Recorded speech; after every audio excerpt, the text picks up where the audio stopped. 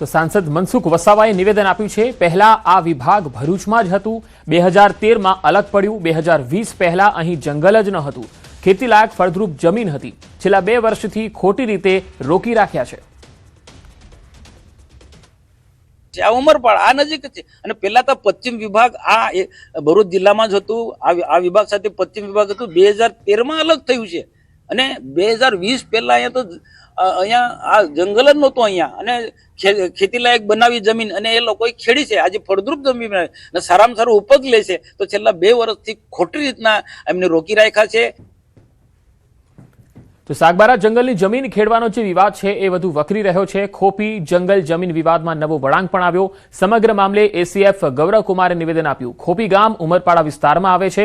ઉમરપાડાના લોકો પાસે ગ્રામસભાનો ઠરાવ છે, સાગબારાના લોકો પાસે ગ્રામસભાનો ઠરાવ નથી। ઉમરપાડાની ગ્રામસભા ઠરાવ કરે તો અમે મંજૂરી આપી દઈશું, ગ્રામસભા લેખિતમાં મંજૂરી આપે તો અમે જમીન ખેડવા મંજૂરી આપીશું। हाँ, ये बात सही है कि ये पहले राजपीपला डिवीजन में आता था, लेकिन अगर आप रेंज की बात करें, ये वड़पाड़ा रेंज लगती है, तो ये रेंज राजपीपला में भी यही रेंज थी, सूरत जिले में भी यही रेंज है। रेंज की बाउंड्रीज चेंज नहीं हुई है, रेंज की जो सरहदें हैं वो चेंज नहीं हुए हैं और गांव भी चेंज नहीं हुए। हमारे पास उसके नक्शे भी है, जो पुराने नक्शे हैं उसका भी हमारे पास प्रूफ है, जो सैटेलाइट इमेजरी है उसका भी हमारे पास प्रूफ है।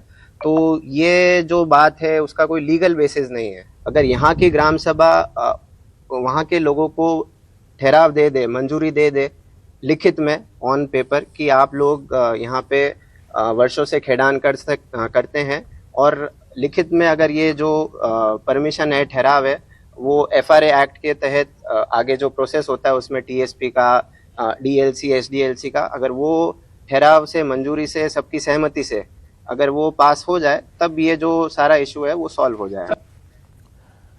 અરવલ્લીના શામળાજી ખાતે ગુજરાત માજી સૈનિક સંગઠનની મહત્વપૂર્ણ બેઠક યોજાઈ, જેમાં માજી સૈનિકો અને વીર નારીઓના લાંબા સમયથી પડતર રહેલા વિવિધ પ્રશ્નોના ઉકેલ અંગે વિસ્તૃત ચર્ચા કરવામાં આવી।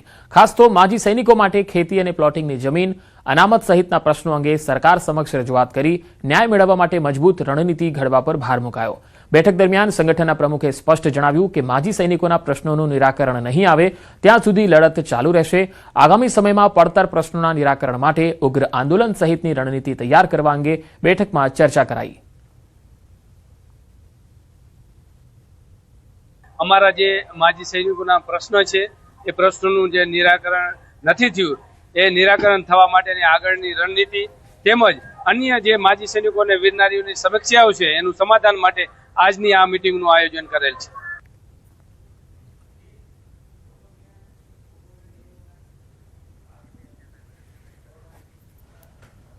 વાવ થરાદમાં રબારી સમાજની ગોપાલક એજ્યુકેશન સેવા ટ્રસ્ટની થરાદ ખાતે આવેલ હોસ્ટેલનું ઓપનિંગ થયું। રબારી સમાજના તેજસ્વી તારલાઓનો સન્માન સમારોહ યોજાયો। રબારી સમાજના વડવાડા ધામ દુધરેજના મહંત કનીરામ બાપુની હાજરીમાં કાર્યક્રમ થયો। ધારાસભ્ય માવજી દેસાઈ, પૂર્વ ધારાસભ્ય ગોબાભાઈ દેસાઈ, રબારી સમાજના આગેવાન ઠાકરસિંહ રબારી, જીવરાજ આલ સહિત અનેક સંસ્થાના ટ્રસ્ટીઓ અને આગેવાનો ઉપસ્થિત રહ્યા। વાવ થરાદ જિલ્લાના તમામ રબારી સમાજના આગેવાનો ઉમટી પડ્યા હતા।